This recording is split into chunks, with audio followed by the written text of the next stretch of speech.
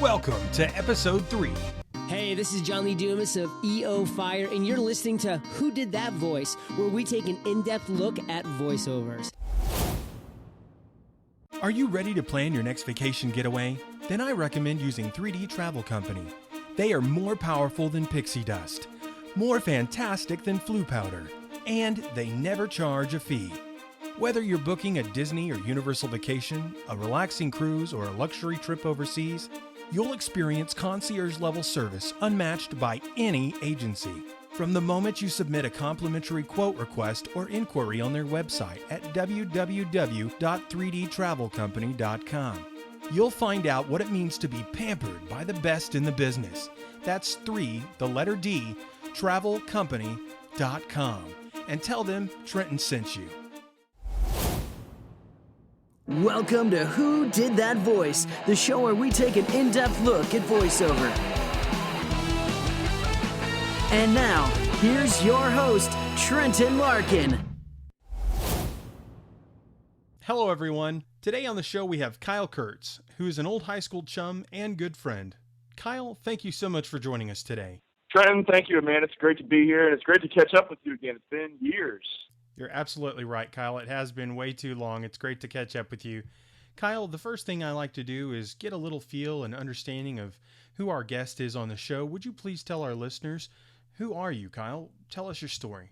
Oh, sure, man. Well, I grew up in I'm from the Kansas City area, so Midwest, you know, all that stuff. Basic family upbringing. Parents split up when I was 10, but I was raised in my mom's side, mostly very performance-based household. So she was a music teacher for 30 years before she retired like a decade ago.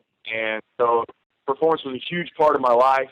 Did church choirs, little kids theater. I was basically a ham growing up. So basically anything I could I could dress up in and find around to turn into a superhero costume. I was many different forms of Superman. If he had accessories on, I was many different forms of Batman. I was, always performing around the house, just being a little idiot and just entertaining my family and friends where I could. So that hasn't changed much, being an idiot.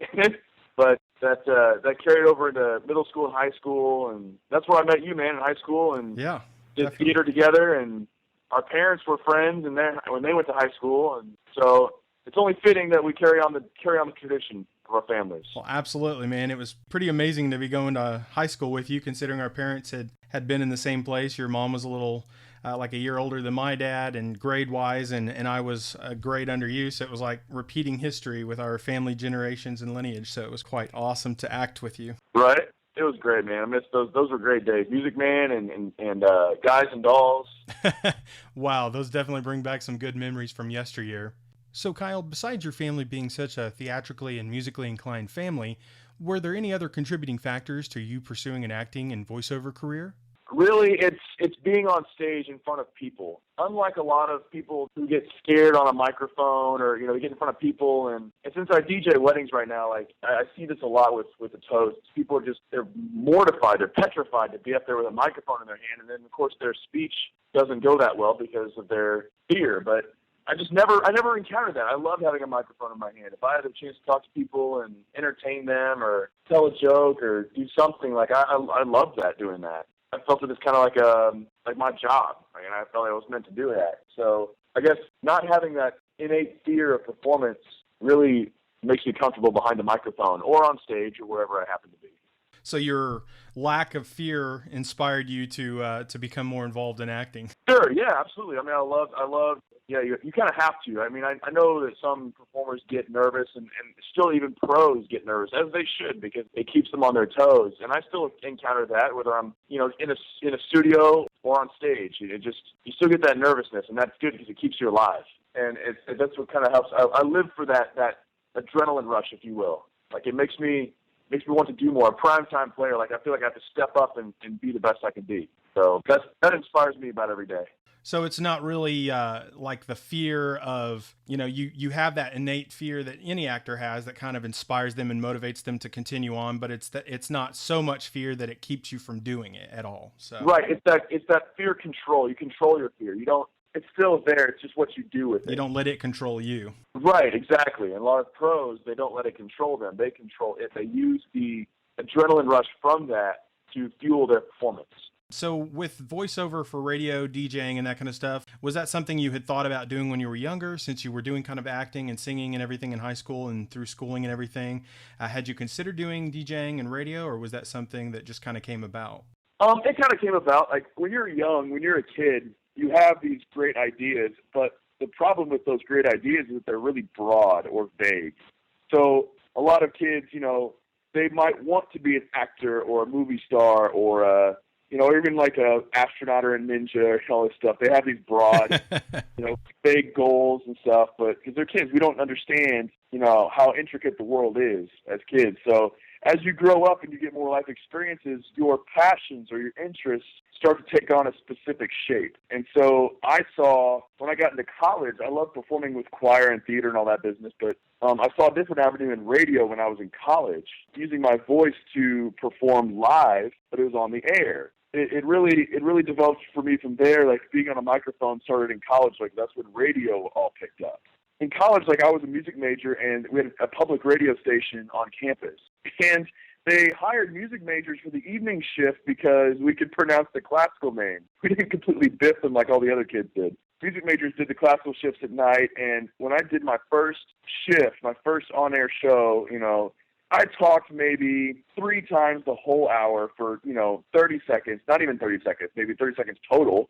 But that first hour I did that, I was completely hooked because I knew I was live. When I pushed that button, I was live. I was talking to the people. They could hear me, and that adrenaline rush kicked in. And that got me hooked. Even though I was just doing classical music for 2 or 3 hours a night in college, it spoke to me. I was like, man, that was fun. I had a great time doing that. And then that built into daytime shifts and morning news shifts where I was given some real responsibility with covering the community and writing stories and producing the shows, and it all built from there in college. But man, it just started with that little spark, and I had to do more radio. I had to be on the air more. I had to experience all that again. So working for the radio station, were there times where they needed you to do voiceovers for commercials or call letter segments for the station? Oh, absolutely. Sure. It's basically, in public radio, it's different because it's called underwriting. Okay. It's not so much a commercial sponsor. It just basically says this program is brought to you by such and such. A department on campus or a business in town. It's called underwriting. So it's handled a little differently than, say, pop or rock radio. But you still need to record that stuff. So yeah, I recorded that stuff. I produced all these, we call them spots for our Bearcat Sports Network. So all our affiliates who carried the Bearcat football and basketball games, they heard those spots too. You're mentioning the Bearcats. Now give a shout out. What is your alma mater there? Yeah, go Bearcats, Northwest Missouri State University. That's where I went to school. And honestly, it's one of those schools where they believe more in practical experience. Hands-on. So if you're a teacher, right, hands-on, exactly. So, if you're a teacher, there's an elementary school out on campus for teaching. If you're in radio, they give you a radio to talk on. There's 2 stations in that building for students, and that's very, very rare and very, very valuable because they don't. A lot of schools kind of throw you out there, like, hey, there you go. But Northwest actually gave you a chance to be on the air on a high-power station, and that's just straight up invaluable right there. You can't buy that kind of experience. Well, I mean, you kind of can because I paid for college, but. Well, that's most excellent that they give you that firsthand experience. That's just amazing. You really don't get that in most schooling situations. No, you don't. You're sitting with your nose in a book for, 8 hours a day, and you don't get to actually do anything, real experience. So it makes it so much easier, and you up your game much faster when you have that experience. So I find it most fascinating to hear how your firsthand experience and training really helped you excel. Speaking of training, have you had any professional vocal training that's helped you in your acting, singing, and radio career? Yeah, man, I did. I was actually a music performance major, so I had voice lessons and piano lessons, and those were very, very good. I had a couple of very, very good professors who helped me out with that. But what I learned, and we might talk about this in a minute, but I got into cheerleading while I was in college, and just using my voice properly was very, very key, especially since I use my voice all the time in radio, in singing, in cheerleading. I had to learn how to use my voice properly without wrecking it. Then those voice lessons really helped me to speak from the correct position, how to not overexert my voice like you're at a sports game or whatever, all that stuff. So, I had to learn how to be very careful with my voice, and voice lessons were very, very instrumental in that, so to speak. Well, it's good to know that vocal training is definitely a key factor in helping you train for the voiceover industry so that you do know how to take care of your voice, whether you're singing, acting, doing voiceovers, whatever it is, it's very crucial. Or doing podcasts, Or doing podcasts, absolutely. Yeah, because your voice is your livelihood. Very much so. So, Kyle, was voiceover work something that you had planned for, or did it just kind of come about? Because I know you've done some actual commercials for, I believe, Starlight Theater and some different companies there in Kansas City. Right. It is based on my connections. Because really, I did all that voiceover work in college and made a lot of good connections from there. Because, radio people, you always stay in touch with each other and your network. I worked in Kansas City at Mix 93.3 for the morning show. That's pop radio. I worked in Lincoln, Nebraska, and I did a night show there. Through I DJ now. I do like wedding and event DJ stuff during the summer. It helps pay the bills, and it's really fun to do a lot of fun events. But I got my voiceover opportunity with Starlight by doing that. It was a guy from you remember Adam Watson from high school? Yes. Yeah. Yeah. He was in he works for Starlight Theater, and so okay. he didn't work for that. I don't think that particular department that I hooked up with for the voiceovers, but I was somebody he knew he could recommend. Yeah, absolutely. Right. So he helped get me involved with it. He's part of the marketing team, I think. So he called me up and got that set up, and it's just who you know, man. And I can't stress that enough. Like, regardless of what we talk about it for our professions or whatever, it's really who you know and how many connections you can make, and don't be a jerk, basically. Yeah. Because you never know who you might need to do something for you, or who might need you to do something for them, and that's how it got set up. So now I'm the voice of Starlight Theater's commercials, TV and radio, which is super cool. Oh, wow. So you're like their official voice now. I mean, as long as they'll have me. Well, that's amazing. I thought you had just done a couple commercials. That's fascinating. I didn't know that. Oh, yeah. I sat in the studio for hours and knocked out all these commercials the entire 2016 season. And they said, well, this is great. We'll see you next year. And I was like, sweet. It's a date. I'll mark it in my calendar now. Right, exactly. I will keep it open. Yeah, man, it's connections. It's making those connections and talking to as many people as you can, being friendly, putting pride in your work, because people will see that. And even marketing yourself to a degree on social media. Like, I've seen people market themselves so hard on social media, and it's cool, but they saturate it with their stuff, and it takes on a braggart kind of tone. Absolutely, yeah. And it becomes overwhelming. It's like, cool, we get it. You're into voiceovers. I get it. All right, sweet. But if you do a good enough job where other people are bragging for you, that carries so much more weight, because to an extent you have to let people know you're out there. But also, if people are doing the talking for you, then that even expands your circle more, because they're like, oh, well, this guy says this, and it's not just this guy tooting his own horn, really. It's other people. Absolutely, that makes sense. Yeah. Yeah. So how big you build your network is so, so crucial, especially in the voiceover industry, when jobs are, few and far between. You have to, and especially when regular work, I should say, is few and far between. Like, you may have a ton of one-off gigs, but you want something regular. That was what really pays the bills. So if you're a regular person for somebody, then that helps you a lot more. But again, you have to cultivate those relationships and make that happen. So what would you say to somebody who's trying to look at becoming a voiceover artist or to get into the industry? How do they start networking if they don't feel they have those kind of connections? What would you suggest to them? First of all, practice. Like, practice your voice. Do different. I mean, it depends what kind of voiceover work you're looking to get. If you're looking to get into cartoons, then you better have like 5 completely different voices ready to go to show people, or demos, if you will. if you're looking to get into commercial work, you have to read different lines at different emotions. Take an advertisement you see in the paper and read it as if you're on, the radio, and try and discern an emotion from that. Just the variables, the variety that you can give a potential employer is huge. You see these guys who do like one voice and they're famous for that. I can guarantee you that they had different demos lined up that don't sound anything like they do now because they had to cast a wide net. They had to have so many voices or so many different readings in the bag, and this one employer just happened to like this particular one, and that's the only one they do now because they became famous for it. It became marketed so well. So I guess I could say my one line to a potential voiceover artist is cast a wide net. That means cast a wide net with who you talk to, and cast a wide net with what you can do personally in your profession. So provide different angles for people, and that will get you in the door to a lot of places. Then if something catches on, you can cultivate that particular voice or that particular reading or that particular line or what have you. You can make that your own. But if you don't have a variety of things to show people, then you've kind of pigeonholed yourself, and you can't be surprised if you're not meeting a quality range of people in that respect. Does that make sense? Absolutely, Kyle. So realistically, what you're saying is, number one, cultivate your own expertise by practice, because that's number one.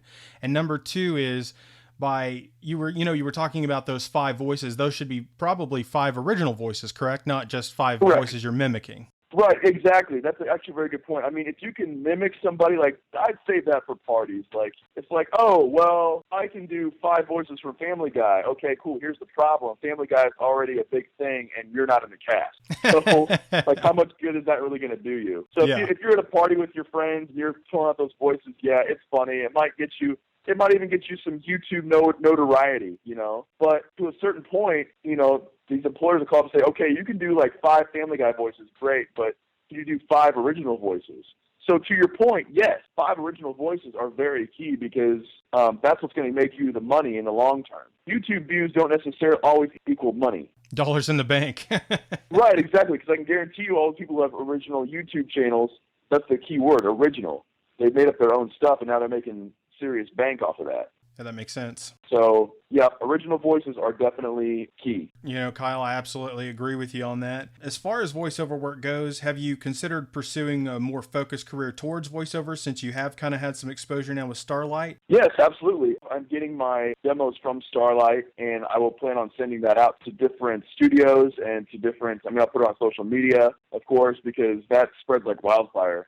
You just never know who might need your services. So I will definitely be sending out that demo. And for a huge company like Starlight, a very well-respected, heritage-based company like Starlight, they've been around forever, and they've put on quality shows forever. So to be affiliated with that is definitely a feather in my cap. I'd love to do it for as long as they will have me. As far as voiceover work, like that stuff is so any aspiring voiceover artist has found out already. Like, it's tough.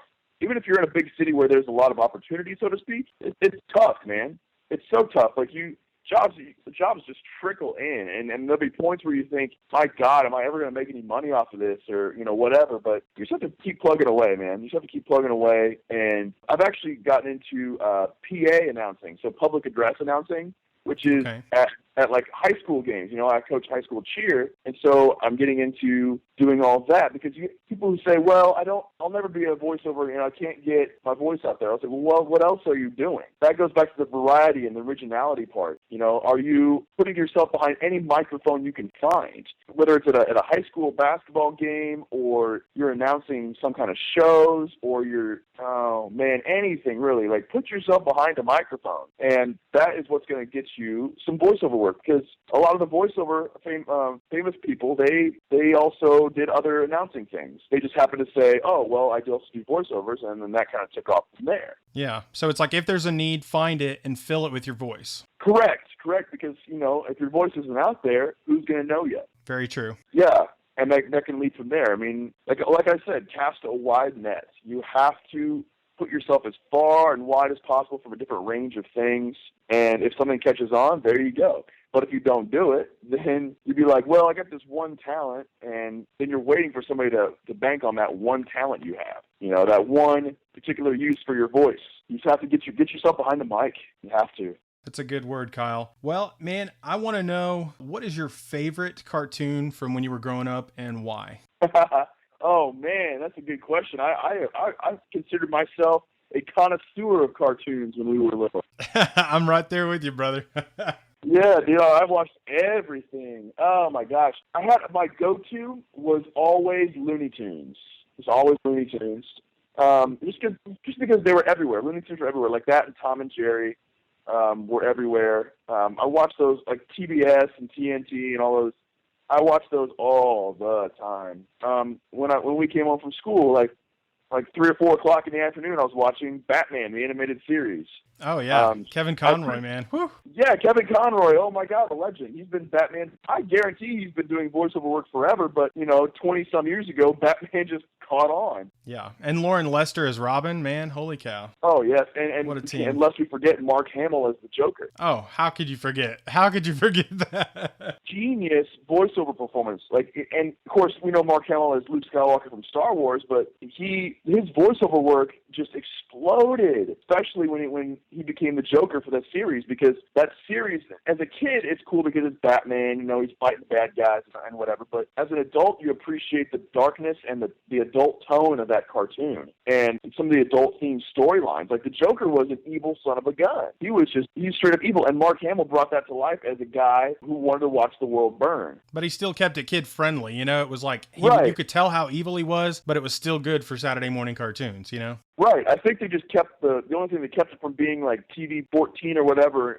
is there was just no blood or guts or sex or any of that stuff. It just was just darkly themed, so adults could enjoy it too. But Mark Hamill, oh my goodness, like he brought that character to life, and now he is the Joker, and Kevin Conroy is Batman. So now, as a voiceover guy, I truly appreciate what they bring and how you have to keep that voice alive through practice and maintaining your health regimen. And these guys are always doing, because that's their money. If that voice goes, or if that somehow they just can't pick up the Batman sense anymore or whatever, then they lose that money. They're out. Absolutely, yeah. The pressure is on them now to maintain that character. So I appreciate it now more as an adult and as a voiceover artist, like what those guys, even if they do, cartoons regularly like it, man, they have to show up to work every day, and that is what they do. That is their job. So much respect to them. Absolutely, yeah. So your favorite cartoon show was Looney Tunes, but who was your favorite character on the show? On Looney Tunes? Yeah. Oh, man, Bugs. Bugs. Yeah, Bugs Bunny had all the answers. Mel Blanc, man. Yeah, of course. Mel LeBlanc. He voiced 1,000, probably literally 1,000 characters in his lifetime, and none more famous than Bugs Bunny. He brought that character to life, and Bugs' antics were just so much fun. He was a little sarcastic too, which as an adult I appreciate. He had a little sarcasm to him, which was fun. But as a kid, I have no shame in saying Bugs Bunny was my favorite. He was a great character. That is super awesome, man. Well, Kyle, what is your favorite Disney movie and why? Oh man, another good question. You're hitting me with the hard questions today. You're making asking me to choose favorite children or something. That's a little bit different. I know, but just being dramatic, you know me. No, I hear you. I would say the one that stands out to me the most is Lion King. I love The Lion King. Everything about the movie was perfect. The voices, the atmosphere of it, how it took on a darker tone later, like the heroes and Pride Rock were in some real peril. Like even for Disney, they were in some real peril because Scar was taking over and the Pride Lands were just a mess. And the soundtrack, oh my God, the soundtrack. I bought the soundtrack separately, not even hesitating, because it was such an excellent soundtrack to it. Tim Rice and Alan Menken just killed it with the soundtrack. Yeah, it's gorgeous music, that's for sure. Oh, yeah. I appreciate now more of the Disney Pixar movies. I think those are fantastic. My favorite Disney Pixar is WALL-E. Oh, that's an amazing show, man. And if you notice, in the first 30 minutes of the movie, there's no voices. Nobody talks, except for that little Guys and Dolls video that he played or whatever. Yeah. But other than that, for the first 30 30 minutes of the movie, nobody talks. And they use a robot and his surrounding and interacting with his surroundings to not only, one, set up the story, but advance the story within 30 minutes. So it's probably my favorite Disney Pixar movie. Well, absolutely. And I loved Wall-E because of the Hello Dolly aspect that they threw into it, which it's like, who knows that movie in today's society unless you're a musical lover like us? And I loved how they threw that in there because, people wanted to know what that movie was after they saw it in Wall-E.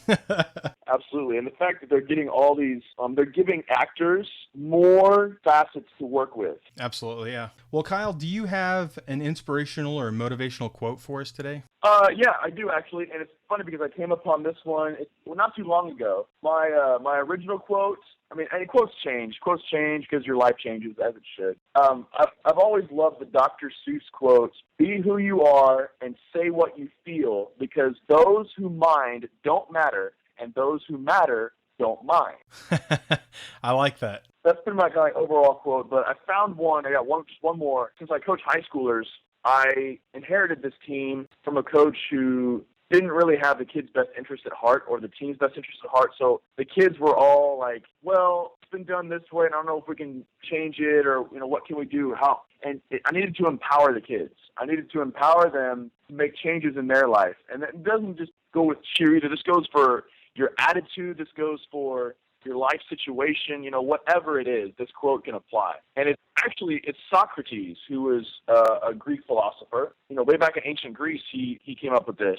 He said, "The secret to change is to focus all of your energy not on fighting the old, but on building the new."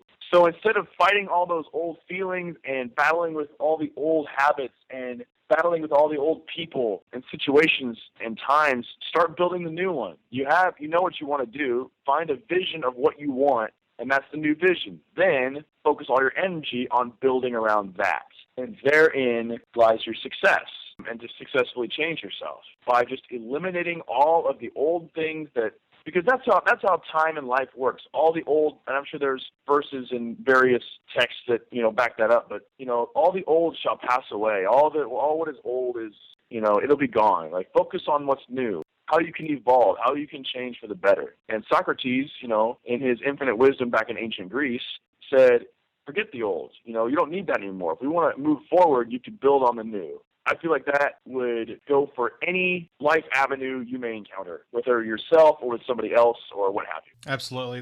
Those are a good couple of quotes. I really enjoyed those, Kyle. Thank you so much. Well, are there any up-and-coming projects that you're working on that you can share with us today, Kyle? For cheer music, there's and for people who've heard cheerleading music, all the upbeat, like techno kind of sounding music with all the voices on it and stuff, there's a new law out for cheer music. It's been around, it's now just being enforced, where you can't just take a pop song and mix it together. You have to create a custom original arrangement for cheer teams. Goodness gracious, really? Yeah, for real. The law has always been around. It just never was enforced until somebody ratted somebody out. That whole thing. It's a deep, dark story, but it's basically music producers now have to come up with original content. So now, unless they get sued by music companies for playing their music without permission in a public setting, such as a cheer competition. Like the ones at Disney that are massive. Oh, absolutely. Yeah, those are national world competitions. Those are the biggest stages. Absolutely. So yes, absolutely. So basically, there's a ton of work now for producers for just a few people, but they have to keep creating custom stuff. So now I'm getting into doing voiceovers for that, whether I'm rapping or singing or, yelling a line or something like that for producers. That's kind of what I'm getting into now. And this is kind of a hot tip for any upcoming voiceover artists. Find a cheer music producer and hook up with them, because there will be so much custom work. Like, not only do you just get to read stuff, but you can also come up with content as well. So you can find regular work with cheer music producers now, because they have to keep coming up with all this custom arrangement of stuff. Yeah, and that's free advice for the day for people. Yeah. But yeah, find a cheer music producer near you and go talk to them about being their voiceover, because they were going to have a ton of people on their roster to do voiceover stuff and to come up with lines and songs and lyrics and stuff, because Otherwise, they can't do anything that's already out there, or else they get sued by music companies. Well, that is definitely a whole nother aspect of what this show is about and that I didn't even know of yet. So that's fascinating. I really appreciate you sharing that with us today, Kyle. No problem, man. Thank you so much for being on the show today. Would you just close us out, maybe do a little announcer voice or something for us and tell everyone what show you're listening to? Ladies and gentlemen, you are listening to Trenton Larkin on Who Did That Voice podcast. It's going to be the hottest thing on iTunes, coming to an iPod, iPhone, computer, media device near you. Be sure to subscribe to it when it gets out. Who Did That Voice? Well, everyone, that's all the time we have for this episode. Thank you for joining us today on episode 3. We'll see you next week on episode 4. Hey, are you ready to win some awesome prizes? Each week, one lucky listener will have the chance to become the winner of our giveaway. All you have to do is like our Facebook page or follow us on Twitter. Enter hashtag plus the special word of the week for your chance to win. Today's word of the week is hashtag Who Did That Voice. I hope you enjoyed today's episode. And if you did, please stop on by my Contact Me page at whodidthatvoice.co. Thank you for joining us today. We'll see you next time for more discoveries on Who Did That Voice.